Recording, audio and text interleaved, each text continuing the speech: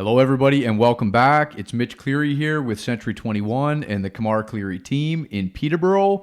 This is another episode of the Small Town Housing Show, and this week we have a fantastic guest in Garnet Northey. Garnet is the owner of Spotlight Home and Lifestyle. They're a renovator and design build firm here locally in the Peterborough area.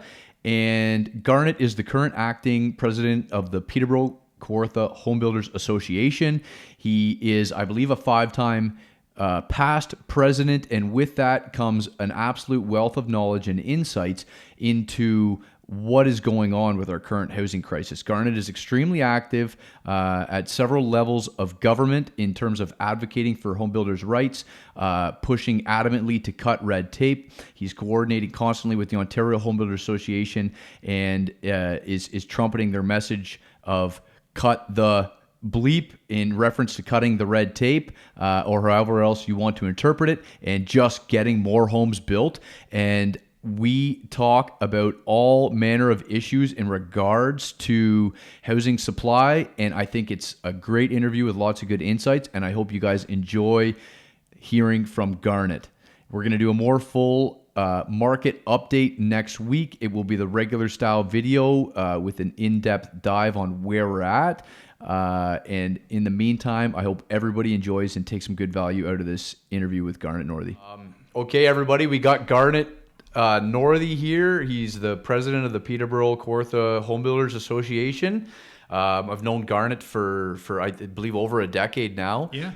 Through the family's involvement with the Home Builder Association and being in the industry. And Garnet is extremely passionate about talking about housing supply shortages and all things to do with sort of regulatory interference and understanding and dissecting our housing crisis. So thank you, Garnet, for taking the time to come on the show. Thank you, Mitch. And I guess we're going to cover all kinds of stuff because once I know how it goes, once we get you going and once I get going on this stuff, it's an open You have to hit stop on the stopwatch. That's it. Yeah, totally. So we'll hit all kinds of good stuff about, we want to go into some specifics on the red tape, really drill into what really is behind all this, some municipal stuff, some provincial stuff.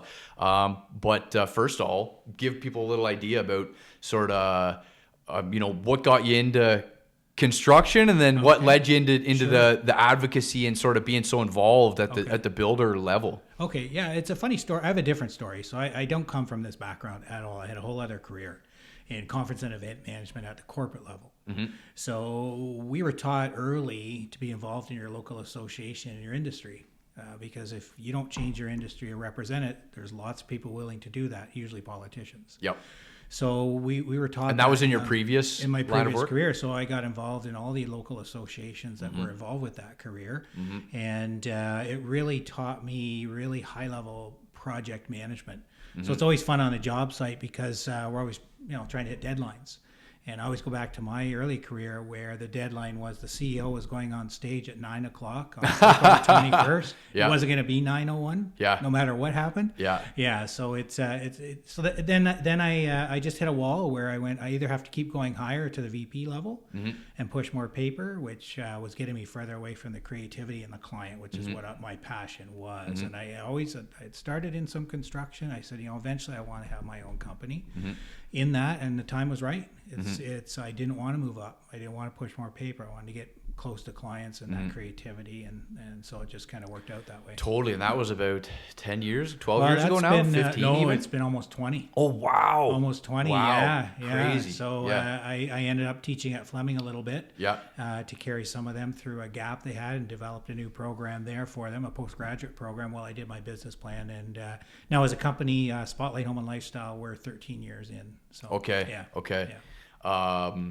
Yeah. And so you started out yourself, got a carpenter on board right away. You never got too hands-on. It was more or less you went into it from a management perspective, like a business view, started a small renovation company, and then at this point you guys are doing all kinds of remodel, like the scope of the business at this point, custom renovations. Actually it was just me for a while.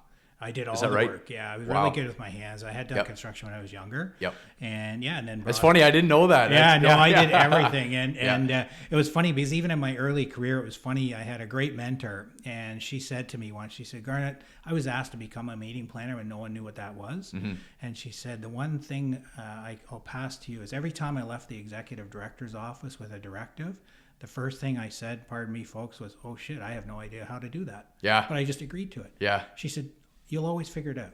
Yeah. If you're smart. Right? Yeah. So that's what I did. I just figured it out. And you know Yeah. what? The home builders. I became a member that, like, from my old days. Okay, what's the association? It's the home builders. Yeah. And it's like, call people. How do I do this? Who's the best at this? So you got involved pretty early on. Right Yeah. from day one. I joined Yeah. right away. Yeah. Great for anyone starting Who out. was the president of the Home Builders Association at the time when you It joined? was Mike Davenport. Okay. Oh, sorry. No, Paul Dietrich. It was Paul. Yeah, Yep. Paul was just exiting, and Mike Yep. Davenport came in. Okay. Yeah. And Mike was active in it for quite some time. Mike's been around for a long time. And of course, Yeah. his dad, Murray. Right? Absolutely. Yeah. No, that's cool. And then, so you watched it, and you've been involved at the board level for About 12 of my 13 years. 12 or 13, and you've been president for. I was president for 4 years in a row. Yep. Of a 2-year term. Yep. Yeah. And then there was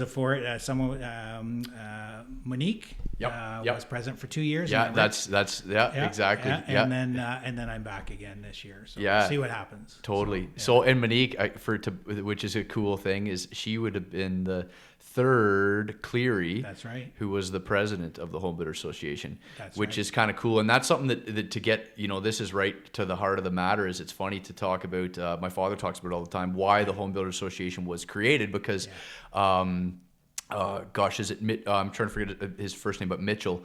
Dave Mitchell. Dave Mitchell, who was basically started the foundation. He would always come up to me at these early meetings and say, "Your grandfather was instrumental, in the original creation of this stuff," and it was all based on advocacy. It was everyone cooperated to speak a united voice, and like you said, you have the minutes from the very first builders meeting. When was that? It was 50. All of Ontario, 65 years ago. 60. So what year was it? 57, 58? I think so. Yeah, I'd have to pull. That's because Cleary Homes was 1958. Yeah. So right around, but because you were saying the minutes, the issues that they talk about way back then were still same issues as right now. It's trying to find employees, and I just want to backtrack because I think it's worth a shout out. Because not only was Monique the third Cleary, she's the first female president in 65 years. Yes, of this true. association, That's amazing. Which is awesome. Yeah, she did a great job. So that's a very good call. Go Monique. Yeah. She's first female and a builder. Yeah, Which is great. Yeah, for us. very cool. Yeah. So no, and I remember like going to the meetings and always seeing you were very active. It was obvious that you're very interested in just getting, whether the issues were directly related to your business or not. You always seemed to take an interest in sort of just cutting through the BS about what was going on with at the municipal level, in terms of decision making, and if it was actually in everybody's favor or not, right, or just somebody sort of politicking. So I think the issues have changed over the years, but we talk a lot right now, obviously, about the housing shortage and how we got to this point, because this has been a long time coming. We've been under building for decades. And really acutely so, based according to our in regard to our population growth since the mid 2010 times. It really, we've been so out of kilter, right? With it's bad. Like we have the lowest number of homes per capita of any G7 country. That's not where Canada should be. For sure. No, for sure. And Peterborough is one of the lowest in Canada. Yeah. So. Yeah, and I think there's this issue is it's deep, it's widespread, and it's not easily solved at this point.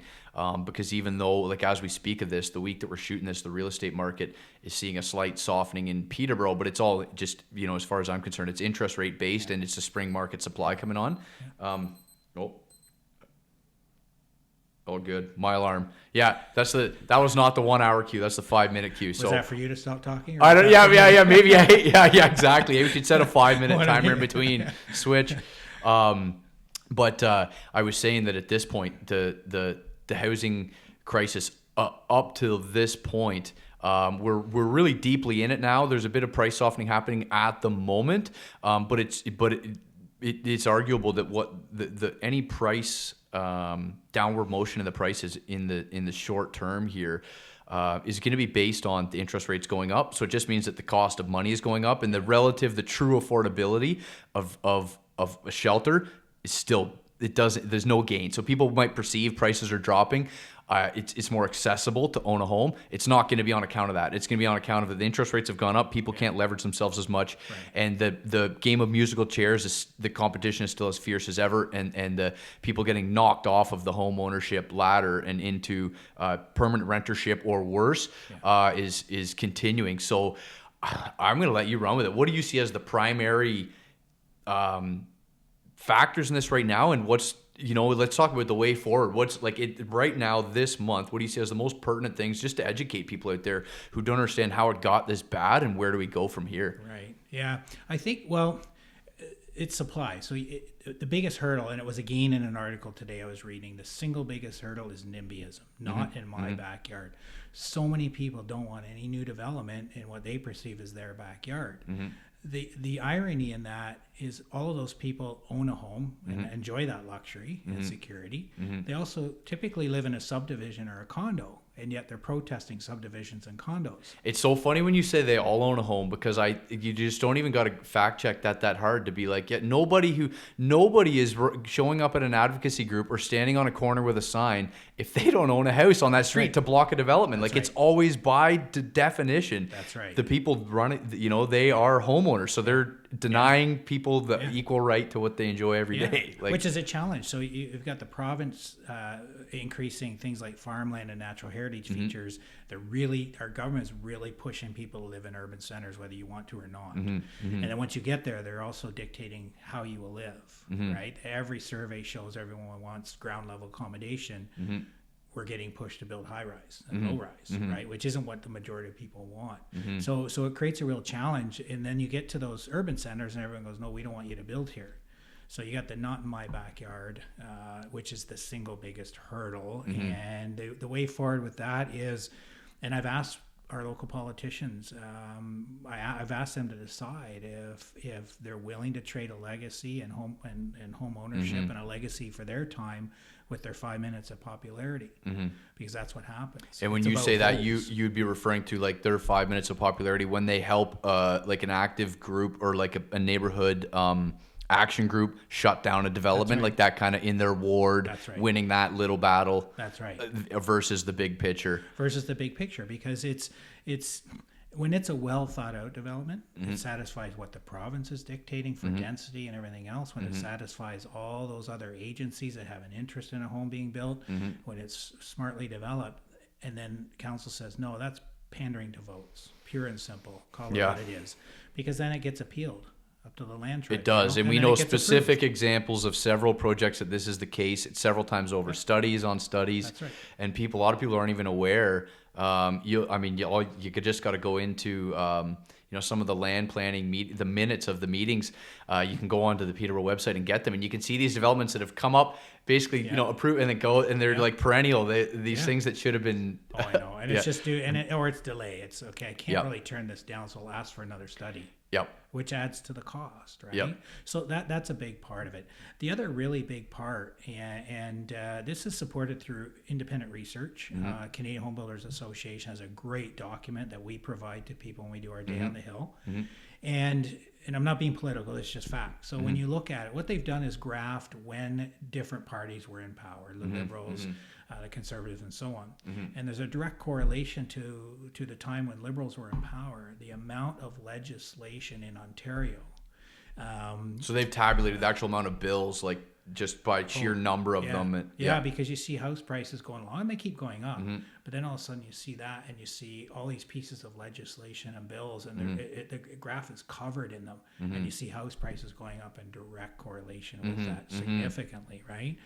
And so that's also an issue, is it's getting harder to get those things approved. And it's interesting because there's often in the media you see, the developers and home builders, they don't want to see any green space. They don't want to see this. They don't want to see that. We do. People want to live where there's green space. They want natural heritage features. They want farmland. What our issue is if you're going to designate those areas, do it with some thought, some intelligence. I loved Ian Mudd's terminology at the land planning meeting. He called it with the big green blob, which was he referring to? It wasn't orchid. It was the whole green belt. The whole green belt, and because there's so many, you can't name all the Oak Ridges Moraine, and where you just said it seems so indiscriminate. And it is. Why? Yeah, it is. I mean, that's and it's funny as I get involved with a lot of this is a lot of I wouldn't believe. Say if you came and told me this, I wouldn't believe it. I believe it because I sit in the room and I hear it. So when Ontario was looking to let's identify natural heritage features so we don't develop those areas, things like rock outcroppings, natural forestation, wetland, and our local conservation authority said, hey, let's ground truth this. Let's us put the work in and say, yeah, let's make sure this is protected and that's protected. But development can go on in these other areas. Makes sense. That's common sense, right? Present it to the province. Province said, no, we're not interested. And these are, so you're saying the local bodies, the local governing, like right down to Orca and... Absolutely. Yeah. So why would the province not have any incentive to pay attention to that? No one can answer that. And it literally feels sometimes like they got the crayon out and drew a circle. So now they're reviewing it again. Yeah. And the same thing is happening. They're ignoring what the local bodies, the conservation authorities, that are ground truthing and saying. So here's a good example. And when Mr. Leo was in power, right? He was the Minister of Agriculture, and it was an all candidates meeting. And I asked him. I said, so when you and your group was involved with identifying prime agricultural land, help us understand why we can stand on prime agricultural land and see all the factories and commercial buildings on that land that you've decided is agricultural. But then I can look to my left and see a guy whose family's been farming that land for generations. He's plowing the field, and that's not considered farmland. And his direct answer was, yeah, we got that wrong. But that was the whole answer. And so now they're doing it again. So in the and we're concerned about that right now because they are expanding significantly prime agricultural designated land in our region. And which will not allow any more severances. Which means you have to that's live in a big part of the picture. I talked with I actually had a good call the other day when I was making calls to some of the members of PKHBA, and I called Phyllis Nelson, I talked to her about what's going on in the business and because Nelson Homes in Peterborough's really for a long time buying a 1 acre lot. That's right. Developing it in a lot of peripheral cities, Keene, Ennismore, all around, and so I asked her what do you perceive to be the problem out there, because they're having a hard time, everybody, finding feasible projects. Right. They'd love to do the work, they'd love to keep their capital working, they'd love to keep people working, and they can't find places to even employ all that. And she said a lot of people just don't realize how important it's not just the housing crisis in the city, in the subdivisions, in city of Peterborough planning. People look at the Lily Lake roads and think gosh, that's a lot of homes, and then you think they don't realize how much those rural severances added into the picture of people's ability to have a bit of a reflexive housing supply and take matters in their own hands. And the big block 1,000 home developments, they have to move in long timelines. There's a lot of planning, and the supply and demand fluctuations on those are very complicated. But the severances and that allows some more free market economics, where if there's just not enough in those subdivisions, more people go out, find land in the peripheral, develop it. And then if it's saturated, there's not as much incentive for people to go spec. That kind of activity can provide a little bit of a lever to the housing supply, but it's been basically totally tampered with, or like you said, it's would you say it's being eliminated because the severances are so tight now? Yeah. I mean, for example, we bought 100 acres a couple of years ago. We'd have to own that for 10 years to sever 1 acre. Wow. Even though it's not being farmed. And your zone prime ag. Yeah. And even though we have a wetland through it, which is fantastic, right? It's preserved, it's controlled, and that's one of the reasons we bought the land. But where we would sever an acre or even 2 1 acre lots will never be farmed. Ever.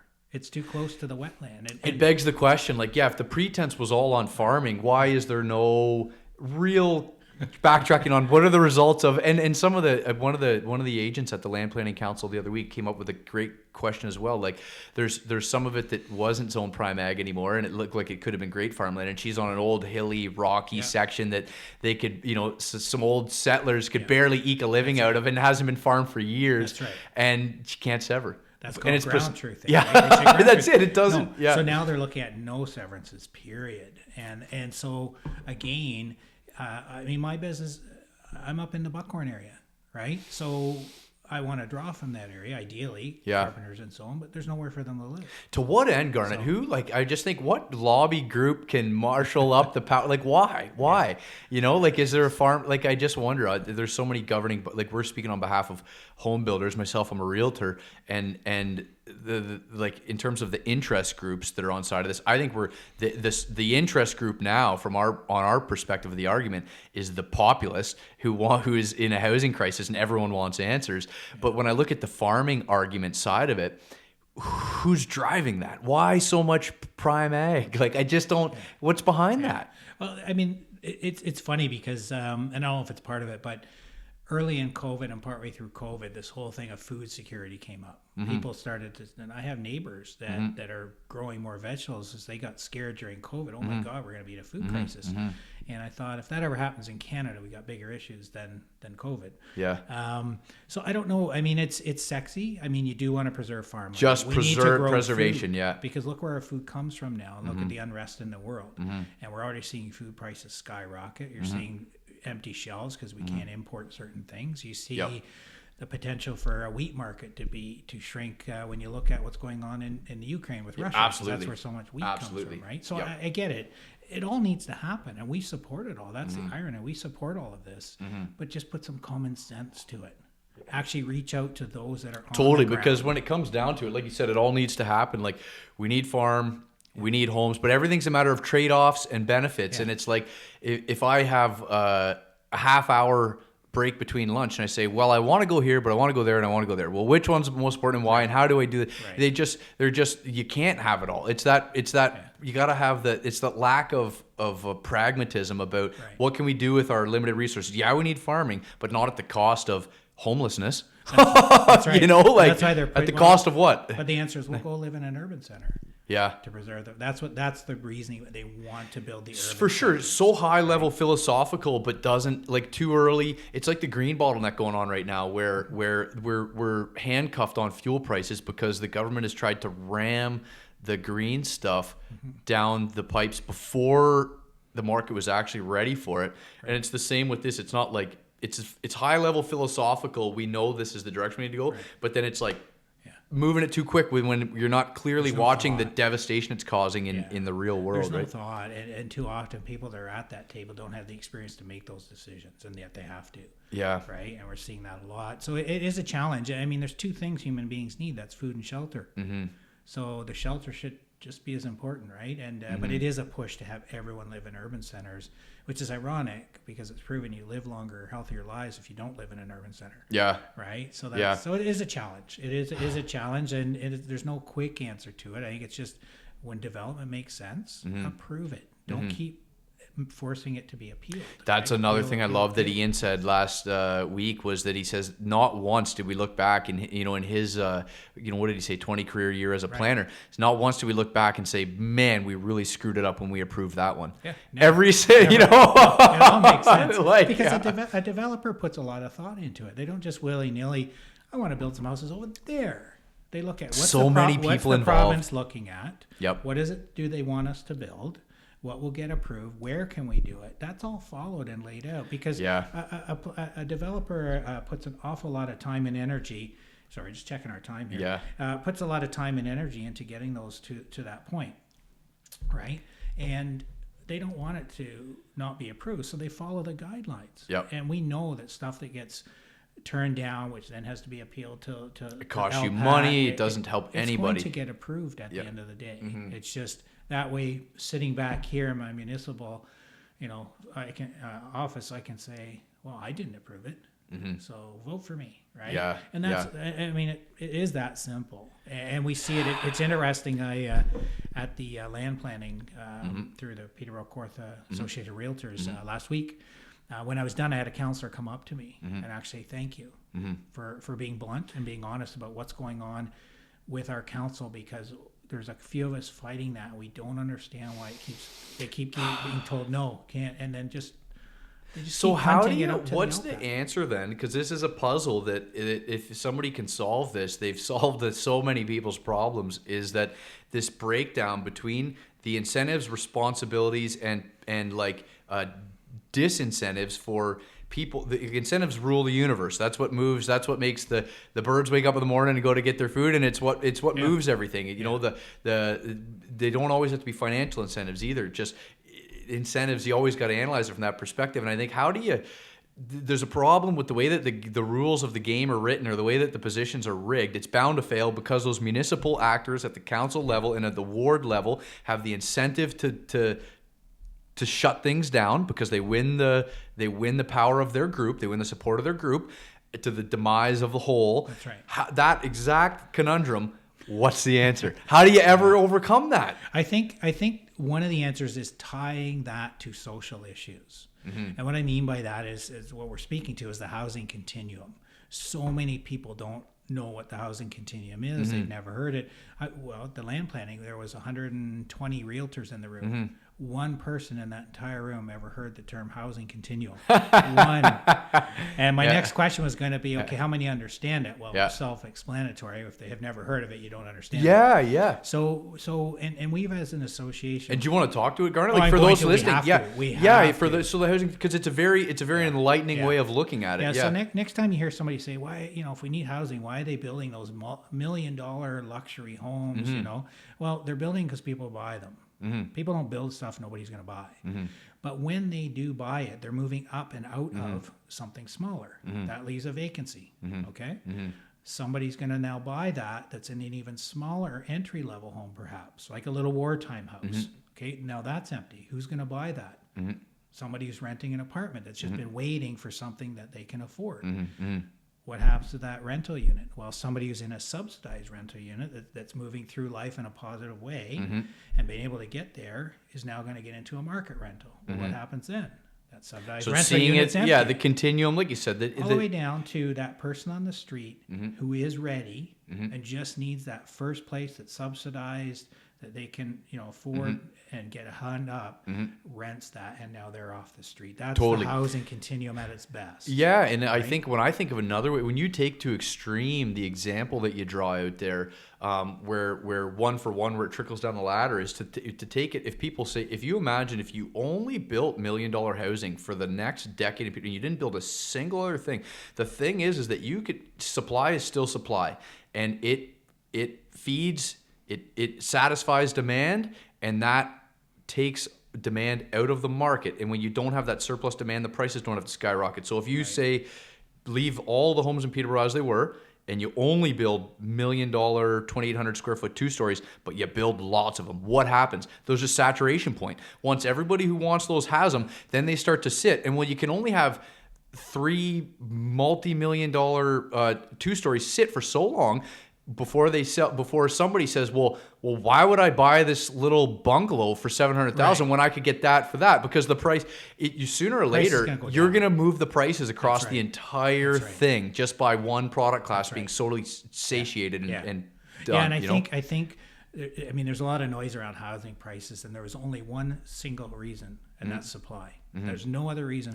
So right now, I will beg to differ on that because after going to I had a short stint where I studied economics, like informally in school. Yep. And like, first month, the supply demand graph, like obviously where the points intersect and the market and the price along the rate of where the two lines intersect, is that one of the two, it's like having a numerator and a denominator, is one of the two has to move. So if supply can't be reflexive to demand, if the demand never moves, supply doesn't have to change. So, but the problem is that we have massive demand based on our immigration rates, and so I would say supply in and of itself isn't the only, but supply wouldn't be so. If it's the demand is absolutely government relentless. policies could wipe this out if they decided to stop immigration and exactly. So just to students, So just to play the devil's advocate on that, I think that it's a supply and demand, but it really is. It's a very somewhat simplistic, like kind of a two-dimensional thing. That it's like on the demand side you have immigration, and on the supply side you have government restrictions. Impeding free market economics. Exactly. There's a lot of factors in the equation of like you have hedge fund managers that try and calculate where to put their money right now based, and when they try and evaluate what the most important factors are in what's going to move home prices, you have interest rates for sure. You have immigration is absolutely massively important. But then of course the government levers that they have in terms of what they can sweeping change. But I would say now it seems to me we have so much momentum in the wrong direction that to turn the ship around, nothing happens that fast. And a lot of people obviously like the prices will create such pain points for so many people. This issue is not going away. But when you look at places like California, the UK, places that have been, they're extremely mature in their housing crisis, and you see that this politicking has prevented solutions from being found for decades still, and we're just at the start of this. Do you I don't know what to say other than do you think we'll find an answer, or what do you think we're making headway? Well, the answer's out there, not yet.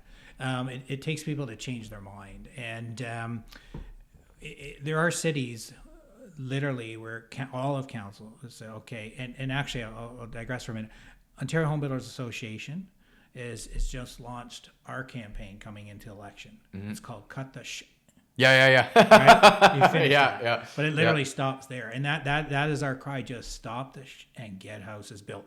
And what we mean by that, so here's a good example. So we do applaud Minister Clark, Minister of Municipal Affairs and Housing, because he is making changes to cut the so-called red tape. But here's the irony. So last week's announcement was, okay, if a municipality doesn't get an application approved within 30 days, the fee drops that you have to pay. It's like the pizza days, delivered 30 minutes or your money back. 60 days it drops again, 90 it pretty much goes away. That sounds great. Okay, now let's hurry up and get that approved. But at the same time, the province is looking at adding more restrictions around farmland, natural heritage, so you can't build anyway. This is exactly the commentary I've heard about this, is that they've tried to force the municipalities to speed up, but they haven't hit the core root issue, which is the lens through which they're analyzing the lands made available. Right. And it's not so much just the speed of approval, it's the nature of what they will approve. The only way it'll change is if it would take a council in Peterborough to say, our arms are open as wide as we can get them. We want as many development applications as you can possibly get in. It follows the guidelines. It's automatically approved, period. We're not going to succumb to NIMBYism. We're not going to worry about our votes. If we lose our seats, so what? At least we got some houses built. That's what it will take. Which I mean, it's we're there's some people in that space that are really, I guess, grounded in those arguments, but many that aren't. And I guess it comes down to two. There's a little bit of, I've analyzed this a lot. I think there's a bit of a fundamental philosophical divide in between people, these old municipalities. It's not just the councillors, it's the people themselves, the population. You have a populace that doesn't want to grow at heart. You have a Canada that may not be wanting to grow as quick as the federal government sees as the way forward.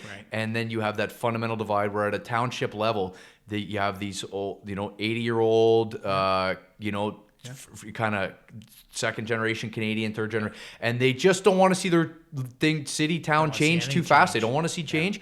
And then you have, the immigration is inevitable as our Canadian identity and our growth continues. So you have people at the most basic level about their dinner table talk about what they believe in and what they want to see for Canada. People have to say, we want to grow right across the board, right? But what's ironic is it's the same people that lament that my kids have already decided they'll never own a home. They'll never realize the Canadian dream. Oh, I don't want that development. Do you not connect those dots? I actually sat with a counselor who talked about his process through the housing continuum. Right? Oh, I remember I was renting and I bought my first little house and I got a bigger house. For 3 times his income, probably. Bigger house and now I was able to downsize into a condo and that, and I said, that's the housing continuum. Great, good for you. That gave your family a lot of security and safety and everything else that goes with it. Yeah, absolutely. So a few minutes later, he goes, well, my daughters will never afford it. They're living way outside the city and they drive all day to get to work. And I'm going, do you not connect those two things? Yeah. You're one of the guys that turns down half these I know. developments. It's one of those things. It's just like it's just one step removed from like where you're not self-serving. It's like thinking of, it's the type of way you might think like if you had to split the last little bit of cake left at and you could eat it all yourself, or you can give a bit to your kids or whoever's around. And it's so thoughtless, that thing where you're like, of course I'll share what I got because this is my family and they're my friends. And what do you mean? Like there's clearly no way that I win if I just take it all, because then everyone's mad at me, whatever. But at the home level, people will do that. Like, you know what I mean? Like people will say, no, only my home. No one else has homes here. But then they look and go, well, where's my homes for my kids? And it's tough. And they're not bad people. They're just not connecting the decisions they're making with the impact. No, I thank you for bringing that up too, because we talk about it like these are some other people. It's not, someone else. It's everyone. It's our own. It's me. It's sometimes at times to be it's fair, everybody. It's an impossible task. It really is, because you've got so many people coming at you with their own interests, and it's really hard to step out and go, what is in the best interest of a community at whole? And is it having people that are homeless, or is it having enough homes? Yeah. And you know, we see that in Peterborough. You look at the homelessness rate and it just keeps growing and growing. And it was interesting because someone said to me, the housing continuum is great, Garnet, but you can't take someone who's on the street, maybe has an addiction of some kind or severe mental health, and stick them in an apartment and then have them move to a house. It won't be successful. And we kind of said, wait a minute, is that where they started? Or maybe have they succumbed to all those pressures of being homeless? And they turn to addiction and drugs to just numb that pain, because that's what happens, right? And it was interesting. I was reading, there's a lot of articles in the paper, I think it was last summer, about homelessness, and they were interviewing people. What struck me is I think it's 65% of those that are homeless are because of a broken home, divorce.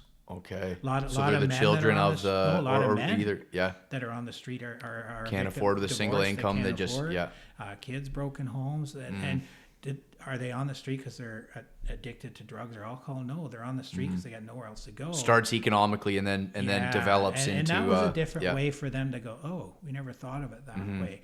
Every social issue, you can't solve them all. But the first step is housing. No one can move. Shelter, primary need. They don't have good shelter and totally. Food. They just can't. They just can't do that. Gosh, well, there's so many avenues we could dive down. I like to enlighten the people, and because I find it so really helpful to understand, and for people out there, like we talk about red tape all the time. How about we go spend a few minutes on? Can you talk like brown bat study? Can you talk us some of the specific red tape? Just because it might actually piss some people off to hear the things that are blocking housing from being created. So I think there's a lot of studies that go into it. Often there's traffic studies, which cost a lot of money, right? And you need good traffic flow, right? The other brown bats have come under protection because they're it's a fungus that grows on their nose when they hibernate, and it kills them. And they almost became extinct a few years ago. And so you study that. Are you disturbing any brown bat habitat? Okay, then there's archaeological digs that can happen. If it was an original First Nation, for example, settlement area, you have to do digs. And if there's artifacts there, that stops. So you do that study. Natural heritage features. Yeah. You know, all those things. Can you expand on that one a bit? I don't understand. Well, the natural heritage features, that referring to like say an old growth tree or a belt of specifically. Yeah, it's wetlands, it's natural heritage, like rock outcropping, specific rock outcroppings. Rock outcroppings. Because I can understand wetlands because the habitat, the wildlife, of course, we got to keep the ecology in all in check and thriving. About that? And this is where these things start to bump into each other. I have wetland on my land. It's considered agricultural. Without asking anyone, I can completely fill in that wetland, devastate it, kill it for farming with no questions asked. Right. In the name of farming. In the name of farming. Right, but not in the name of housing. Yeah. But not, and I get that because you need food. But this is where these things start to pile up, and study after study and then study. So we have a builder now who went through months and months and months of that, calling his MP constantly and say, it was supposed to be 90 days. We're at like a year and a half. We're at 2 years. How does that work? And last I talked to him, he claimed that they are asking him to look for Irish artifacts. Oh gosh. And no one has ever heard of that in the province. Our association has never run into it. They can't find any legal basis for it. And for those out there, that means we dig thousands of holes at so many dollars per hole to see if there's an artifact. And if there's an artifact there, you're done. Yeah. Potentially finished, right? Yeah. So that's when we're talking about red tape. One of the biggest challenges is, okay, when you submit an application, all those interested parties get to look at it, which is fair. So the Conservation Authority comments, the Health Unit comments, the Heritage Association comments. It just goes out. You'd think that would happen at once. It doesn't. Right. So let's send it to the Conservation Authority, and then they comment. And now let's send it out to here, and they comment. Right. That should happen all at once. Yeah. Not one after the other, and there's no deadline.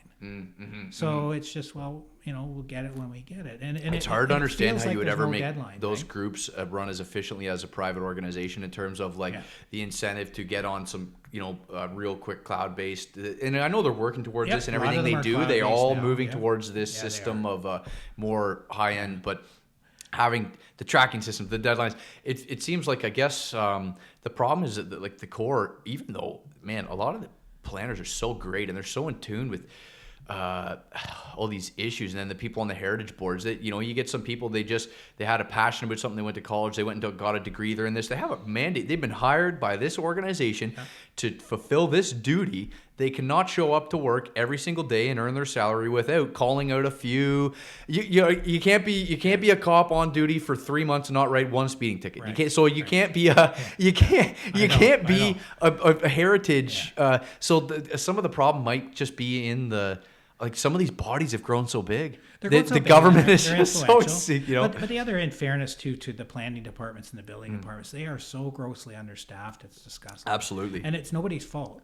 They just can't hire people. So, for example, and I think it's important because coming from our side, it can sound like we're beating up on the planning department. They're just doing their job. No, and I take my hat off to every, and I love. They're at our meetings. Yep. They're there, after hours to talk to people. Yeah. So I was trying to reach one of our municipalities, and so this is COVID stuff, right? Because they can't, too busy. So I phone. You can leave a message. May or may not get back to you. If you want a quicker response, email me. Yeah. When did email become faster than a conversation? So I thought, okay, I'm going to try this speedier technology, and I emailed. And I actually got a call. I said, tell me why I can't reach you for weeks at a time. Yeah. He said, well, let me explain that, because I'm a human. Yep. He said, our municipality historically is 150 to 180 permits a year. Yep. We were, I think, 5 months into last year when I was talking to him. He said, I have already done 400 permits. They're working hard. Not just that. Yeah. He said, I'm the only inspector, so I'm in the field most of the time inspecting. I come back, I've got a minimum of 50 voicemails and 30 to 40 emails. I'm one guy. Thank you for even bringing that up, because it makes you sympathize so much with these people. Tell me how I'm supposed to phone you, Garnet. How do you do it? I said, well, you need to hire, what's going on in that town? He goes, I have approval to hire 2 people, which is great. Can't find them. He said the challenge is I can't find anyone qualified. Yeah. So it sounds great when you can hire, but when there's nothing to hire, it's meaningless, right? So then it's okay. So I'm going to hire really junior people. So now am I not only doing 400 permits, 50 phone calls, 30 I'm training. emails, The liabilities through the roof. Yeah, too, right? I know. And I just had the same conversation there in the city. We experience it too in our own business. There's such a shortage of skilled people out there. So that's part of the challenge. And so when you're inundated with all these applications, and there's the red tape, and those studies, and it's out for this study and that study, and you don't know when those are coming back. So suddenly you can have 10 or 30 or 40 of them come back to you at the same time. And now I feel overwhelmed for these planning officials just even thinking about it. So they need to streamline, and it's great for the province to say, if you don't get these out in the 30, 60, 90 days, the fees that you get paid by these builders and so on reduces. Do a stress, to put on them now. This is one of your main source of. You can't get it out faster. Oh, and the building side of things, municipally, a lot of people aren't aware. Municipal governments, their budgets are they can't just raise the taxes the same as like their property taxes and these development charges. The big part of their revenue is fixed in a way where the federal government can say, we're going to create this whole new department, and we're going to print this money and issue all these bonds. The government, Peterborough, the Peterborough County cannot issue new debt. Well, the thing is the the irony is that a lot of the revenue comes from development charges, which you get if you're building houses. That's one thing I thought of immediately. So build more houses. Yeah, that's right? for sure. And maybe taxes. It's a potential conversation. Definitely not. I'm sure everyone's talking about it, but the wages for those planners to attract talent. How do you get it there? But when as a budget, how your city could grow when you look at the amount of money brought in by 20 permits, if one individual that's competent could do that, what an investment is one extra planner. And so I don't know if they need to be getting paid more, but that's not my job to solve. But you know what I mean? How do you get good qualified people in there? It's hard, right? because again, as a small community, how do you create a salary large enough to attract someone from a bigger city? Often we've experienced that, and all of us as builders and renovators is you start building a relationship with a guy who came from out of town and he's making less than he was, but he thinks it's Peterborough. It's cheaper to live here and it's a better lifestyle. And 6 months in, they go, it's not so good. I'm willing to take this big a pay cut and then leave again. The one thing I wanted to mention, because we talked about cost a lot, one thing people don't understand is if you look at it at an average home, and we did this study right across Canada, bit pre-COVID because things are inflated right now, right? But the on average, when you see a new home, say it's $1 million home, 25% of that is government fees and taxes. Wow. More than the builder makes on that house. So it's funny, they put it on the gas pump on the sticker. You can read it while you're fueling up. They make you put the energy efficiency tags on your home. There should be a big sticker on the front that says 25% of this was taxed. And when did that happen? So that's the red tape. And we had a really good custom builder that was around for a long time here and retired. And I was chatting with him a few years ago when he was retiring. I said, you seem like you're moving along pretty good and your business is really booming. Why now? And he said, one of the biggest factors, Garnet, is about a year ago, it really struck me that I literally spend more time doing paperwork to get a house built and studies than I do building the house. Yeah. And I'm a builder. Yeah. I'm not a paper pusher. Yeah. I said, I don't know when that happened. Like he said, you used to be able to spend more time building, but now you don't. You literally spend more time in your business getting approved to build than you do actually building the house. Yeah. Wow. I know. That's so oh gosh. It's not easily solvable. I wish I could sit here and solve it. I know. We rack our brains, but it's good, I guess, having these discussions and hopefully getting this out just for people to hear it. The more people are aware of what the heart of the matter is, and we're just speculating. Everyone has their own ideas, but the more people get involved in the conversation and take a vested interest in this has gone way too far, then at least I think I think the biggest thing, and I would say it to every homeowner out there, is when you see a development come along, decide that other people are allowed to have that same luxury you're enjoying right now. They are allowed to buy a house. And don't say no just because it might impede your view of a clock tower or a tree. Right? And well, those things are nice.